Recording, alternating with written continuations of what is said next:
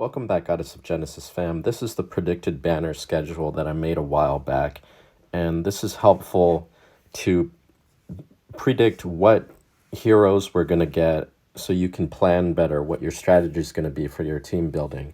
If you look on the left of this document is what we expect to be arriving to the global server, and if you go over to the right, this is what arrived on the SEA server, and they're 5 months ahead of us. So based on what SEA got, we can plan for what's coming to the global server. So for example, in 2 weeks, we expect to get the new hero Demeter, who's an Earth Mage.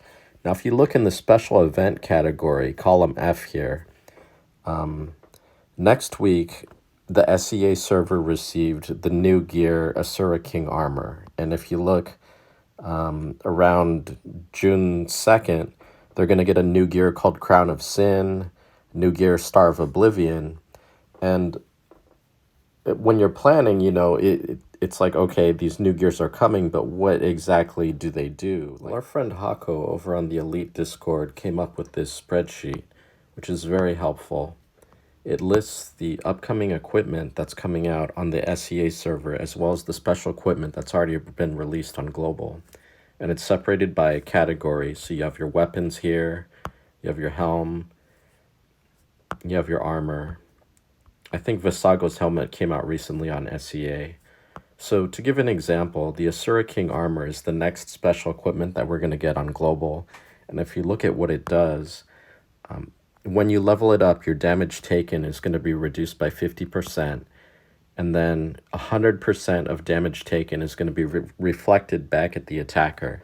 And if you think about it, like when you're doing Arcane Trial and say your Freya does an ultimate, and then she takes a bunch of counter damage, typically that counter damage is 40% from the Cancer gems if they're using that set. And that damage hurts a lot. That's only 40%. With Asura King armor, you're going to be looking at 100% damage reflection, which is double that.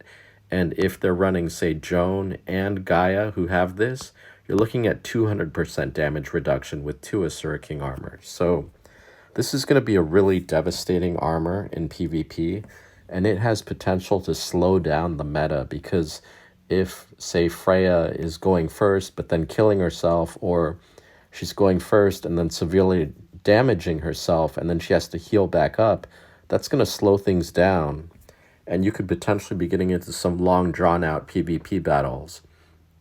And if that's the case, then you look at Anathema, which is a major priest armor.